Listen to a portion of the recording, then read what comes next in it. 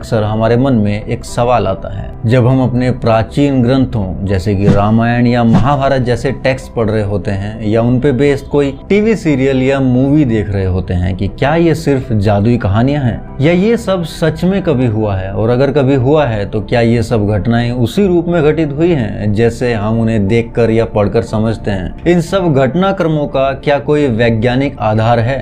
क्या कोई practical ground reality है? क्या हम इन सभी कहानियों में उनके किरदारों में अपने श्रद्धा भाव से इतर कुछ रियलिज्म तलाश कर सकते हैं? क्या उस वक्त जो भी अस्त्र शस्त्र और टेक्निक्स हमारे पास थी कहीं उसी का बदला हुआ रूप आज हमारे पास तो नहीं है? कुल मिलाकर सबसे बड़ा सवाल कि क्या हमारा आधुनिक विज्ञान हमारे एंशिएंट साइंस के साथ रेजोनेट कर पाता है या नहीं? ये दोनों अलग हैं या एक ही सिक्के के दो पहलू? इस चैनल के जरिए मेरी यही कोशिश रहेगी कि हम साथ मिलकर हमारे वैदिक और पौराणिक इतिहास के साथ ही साथ आधुनिक विज्ञान को जहां तक संभव हो पाए कोरिलेट कर सकें और हमारे सनातन कल्चर में वर्णित विभिन्न दर्शनों यानी कि डिफरेंट फिलोसफीज के माध्यम से आधुनिक युग की समस्याओं का और अपने जीवन की जिज्ञासाओं का समाधान ढूंढ पाएं। श्री अरबिंदो घोष जो कि एक इंडियन फिलोसोफर, योगी और एक पोएट थे, उन्होंने कहा था, our vision of prehistory is terribly inadequate. We have not yet rid our minds from the hold of a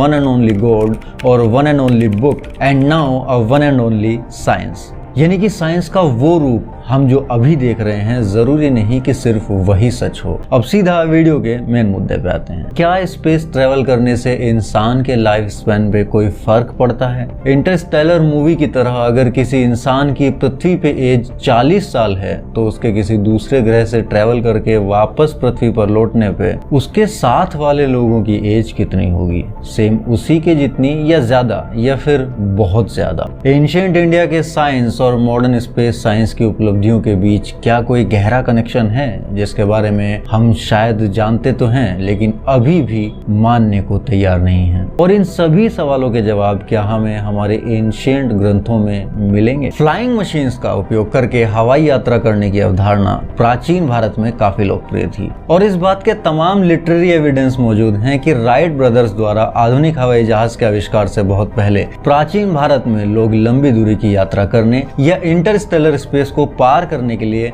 air vehicles के जरिए उड़ने की संभावना से परिचित थे जिन्हें विमान कहा जाता था। इन विमानों को उड़ाने के लिए यांत्रिक, आध्यात्मिक और तांत्रिक शक्ति का प्रयोग किया जाता था। हिंदुओं के प्राचीन साहित्य में हमें उड़ने वाली ऐसी मशीनों का विस्तृत वर्णन देखने को मिलता है जो लोगों को एक स्थान से दूसरे स्थान या एक ग्रह से दूसरे ग्रह तक लेकर जा सकती थी। अगली बात थोड़ा ओपन माइंड से और बहुत धैर्य के साथ सुनना। प्राचीन ऋषि स्वतंत्र रूप से पृथ्वी से दूर ब्रह्मलोक जैसे ग्रहों तक चले गए थे, ऐसे ग्रह जिनकी टाइम स्पीड पृथ्वी से अलग थी। अगर आप लोगों ने क्रिस्टोफर नोलन की इंटरस्टेलर मूवी देखी होगी तो आप आसानी से इस बात को समझ पाएंगे। स्पेस ट्रेवल से रिलेटेड एस्ट्रोफिजिक्स की एक बहुत ही फेमस थ्योरी है जो कि स्टीफन हॉकिंग्स ने अपनी book a brief history of time में दी है।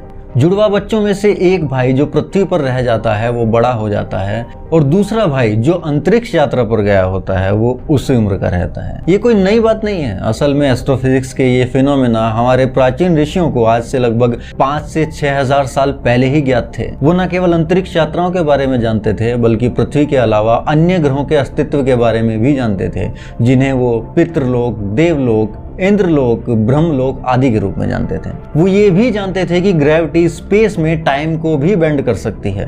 एस्ट्रोफिजिक्स की ऐसी थ्योरीज के बारे में उनकी जागरूकता का प्रमाण भागवत पुराण और विष्णु पुराण में वर्णित एक इतिहास से मिलता है। रेवत नाम के एक राजा का जिक्र मिलता है जिनके सबसे बड़े पुत्र, जिनका नाम था काकुदमी, वो अपनी बेटी रेवती के लिए एक उपयुक्त वर के संबंध में ब्रह्मा जी से एडवाइस लेने के लिए ब्रह्मलोक तक के लिए स्पेस ट्रेवल करने गए थे।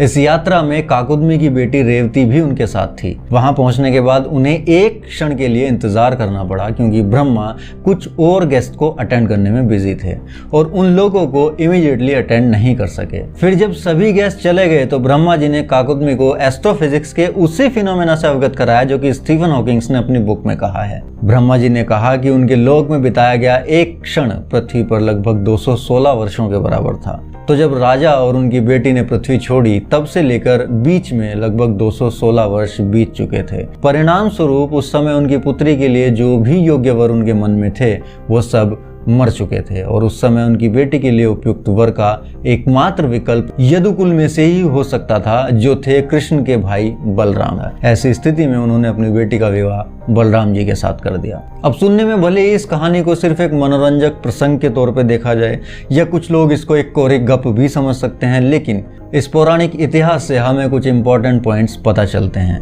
जो कि ये दर्शाते हैं कि उस टाइम भी एस्ट्रोफिजिक्स के क्षेत्र में प्राचीन भारतीयों को कितनी नॉलेज थी, जिनमें 4 पॉइंट्स सबसे ज्यादा इंपॉर्टेंट हैं। पॉइंट ए, अंतरिक्ष में डिफरेंट सोलर सिस्टम और टाइम स्पीड वाले कुछ प्लैनेट्स मौजूद हैं जो ह्यूमंस के लिए इनहेबिटेबल हैं। फॉर एग्जाम्पल जैसे ब्रह्मलोक, जो कि डिफरेंट सोलर सिस्टम और टाइम स्पीड के द्वारा संचालित होता है और जिसकी कर्ता धर्ता ब्रह्मा नाम की एक एंटिटी है। पॉइंट बी, ब्रह्मलोक जैसे ग्रह पर बिताया गया एक पल अर्थ पर लगभग 216 वर्षों के बराबर है। पॉइंट सी, डिफरेंट प्लैनेट्स पे टाइम अलग अलग गति से चलता है। पॉइंट डी, स्पेस ट्रेवलिंग से ह्यूमंस का लाइफ स्पैन एक्सपेंड हो सकता है। तो इस प्रकार इस पौराणिक क्रॉनिकल्स के आधार पर हम बिना किसी एग्जैजरेशन के इतना तो कह ही सकते हैं कि हमारे प्राचीन ऋषि एस्ट्रोफिजिक्स के इन फिनोमेना से अच्छी तरह परिचित थे, जो आज स्टीफन हॉकिंग जैसे वैज्ञानिक बताते हैं। क्योंकि अगर ये मात्र एक कहानी भी मान ली जाए तो भी ये चारों पॉइंट सिर्फ किसी के दिमाग की कल्पना पर नहीं हो सकते, और वो भी तब जब स्टीफन हॉकिंग जैसे आधुनिक साइंटिस्ट भी इसी तरह की थ्योरीज का समर्थन करते हैं। एस्ट्रोफिजिक्स के फील्ड में एंशिएंट इंडियंस की नॉलेज का हिंट हमें उपनिषदों में भी मिलता है,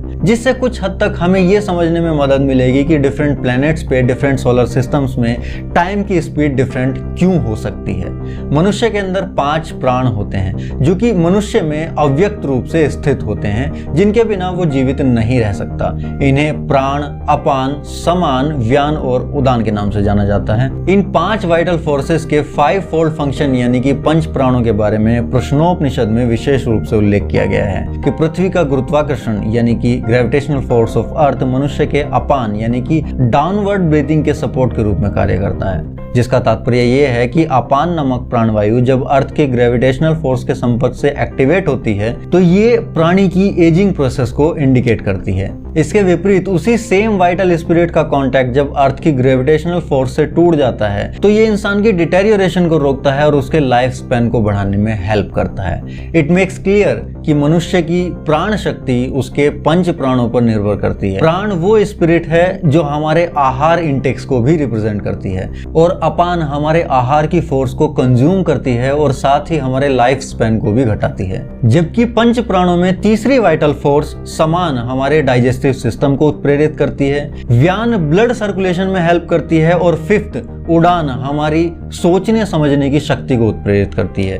यहाँ से इतना क्लियर हो जाता है कि अर्थ की ग्रेविटेशनल फोर्स हमारे पंच प्राणों के साथ मिलकर हमारी एजिंग प्रोसेस पे असर डालती है। इसके विपरीत स्पेस ट्रैवल के दौरान जब मानव शरीर पृथ्वी के गुरुत्वाकर्षण के साथ अपना संपर्क खो देता है तो हमारी वाइटल फोर्सेस हमारी बॉडी के डिटेरियोरेशन के कार्य को रोक देती हैं। फलस्वरूप हमारा लाइफ स्पैन बढ़ जाता है या स्टेबल रहता है। यही सेम फैक्ट हमें पौराणिक क्रॉनिकल से भी पता चलता है, जब राजा काकुदमी और रेवती की एज अर्थ के 216 सालों तक स्टेबल हो जाती है। और इसी से एस्ट्रोफिजिक्स की ये अवधारणा भी सही साबित होती है कि स्पेस ट्रैवलिंग के जरिए हमारे लाइफ स्पैन को बढ़ाया जा सकता है। इसे विभुगमनम कहा जाता था। लेकिन एक और बड़ा सवाल आता है कि स्पेस में लंबी दूरियों को तय करने के लिए क्या सिर्फ लीनियर पाथ पे ही स्पेस ट्रैवल करना होता है या इसकी कोई और ऑल्टरनेट टेक्निक भी मौजूद है, जिसका जवाब हमें देता है महर्षि पतंजलि का योग सूत्र। सूर्य, चंद्रमा और ध्रुव तारे पर उनके सूत्र इन सेलेस्टियल बॉडीज की आधुनिक वैज्ञानिक समझ से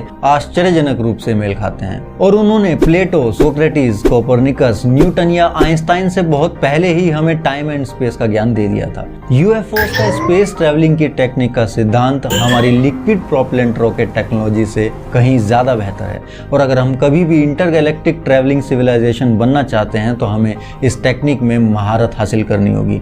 और यहीं पे पतंजलि अपने सूत्रों में इस टेक्नोलॉजी का उल्लेख करते हैं, जहां वो कहते हैं कि bodies could be transported through space by tunnelling phenomena. Space tunnelling एक क्वांटम थ्योरी का कॉन्सेप्ट है जो हमें बताता है कि कोई भी सॉलिड ऑब्जेक्ट जैसे कि कोई व्हीकल सॉलिड ईंट की दीवार या किसी भी दूसरे सॉलिड ऑब्स्टेकल को आसानी से और बिना किसी नुकसान के पार कर सकता है। ऐसा तभी हो सकता है जब उस व्हीकल की फॉर्म और उसका मटेरियल मॉलिक्यूलर स्ट्रक्चर में कन्वर्ट हो जाए, फिर दीवार से होके गुजरे और दूसरी तरफ वापस से जाके असेंबल हो जाए। अब सुनने में भले ही ये एक साइंस फिक्शन जैसी चीज लग रही हो, लेकिन आईसी और सेमीकंडक्टर इंडस्ट्री में टनलिंग का यूज अक्सर किया जाता है। लेकिन अभी तक हमने इस टेक्नोलॉजी को बड़े ऑब्जेक्ट्स पे परफॉर्म करने के लिए मास्टर नहीं किया है। क्या हो अगर हम इस टेक्नोलॉजी को मास्टर कर पाएं और इसके जरिए हम बड़े और सॉलिड ऑब्जेक्ट्स को दीवार के आर पार पहुंचा सकें और फिर एक जीवित इंसान को भी पहुंचा सकें उसके बाद, और फिर उस दीवार की जगह स्पेस टाइम कर्वेचर के जरिए एक जगह से दूसरी जगह जंप कर सकें स्पेस में। इससे इंटरगैलेक्टिक ट्रैवल करना कितना आसान हो सकता है। खैर ये तो थी पौराणिक विज्ञान की बातें, लेकिन अगर बात करें हम आधुनिक विज्ञान की तो राइट ब्रदर्स से 8 साल पहले शिवकर बापूजी तलपड़े नामक एक व्यक्ति ने 1895 में मुंबई यानी कि उस समय के बॉम्बे के चौपाटी बीच के ऊपर से अपना पहला एयरक्राफ्ट उड़ाया था जिसका नाम था मारुतसखा। इनके ऊपर बॉलीवुड में एक फिल्म भी बन चुकी है हवाईजादा नाम से। तलपड़े जी को इस प्रोजेक्ट की प्रेरणा मिली थी भारद्वाज मुनि द्वारा रचित विमान शास्त्र के सिर्फ कुछ पन्नों से। महर्षि भारद्वाज जो कि हमारे एंशिएंट इंडिया के एक एरोडायनेमिक्स के एक्सपर्ट थे। आज हम जितनी भी फ्लाइंग टेक्नोलॉजी देखते हैं उन सभी के मॉडल्स के डिस्क्रिप्शन विमान शास्त्र में मौजूद थे। इस किताब में ऐसे कई सारे एरोडायनेमिक्स के मॉडल मौजूद हैं जिन्हें आज के एरोनॉटिकल इंजीनियर्स अभी तक डेवलप तक नहीं कर पाए हैं, और उन्हीं में से एक था पुष्पक विमान का मॉडल। कश्मीर के एक बहुत ही प्रसिद्ध संस्कृत महाकवि थे क्षेमेंद्र। उन्होंने एक पुस्तक लिखी थी रामायण मंजरी, जिसमें रावण के मून मिशन का जिक्र मिलता है कि कैसे पुष्पक विमान की हेल्प से रावण ने इंटरप्लेनेटरी ट्रेवल किया था और उसी की हेल्प से रावण चंद्रलोक तक गया था जहां पे उसे केवल कोल्ड आइस और रेगिस्तान ही मिला था। So finally at the end ऐसा कहा जा सकता है कि प्राचीन भारतीयों को एरोडायनामिक्स और एस्ट्रोफिजिक्स के जरिए इस बात का ज्ञान था कि अर्थ के अलावा और भी प्लैनेट्स मौजूद हैं जिनकी टाइम स्पीड अर्थ से अलग है और स्पेस ट्रेवल के दौरान इंसान के लाइफ स्पैन को एक्सटेंड किया जा सकता है। तो ये थी मेरी पहली वीडियो इस चैनल पर। आई होप कि आप लोगों को ये वीडियो जरूर पसंद आई होगी। अगर कोई भी नई जानकारी पता चली हो या थोड़ी भी इंटरेस्टिंग लगी हो ये वीडियो तो इस वीडियो को लाइक करिए और कमेंट्स के माध्यम से मुझे ये बताइए कि मैं इस वीडियो को बनाने के अपने मकसद में किस हद तक सफल हो पाया हूँ। अभी के लिए आपसे विदा लेता हूँ, मिलते हैं नेक्स्ट वीडियो में, तब तक के लिए सायोनारा।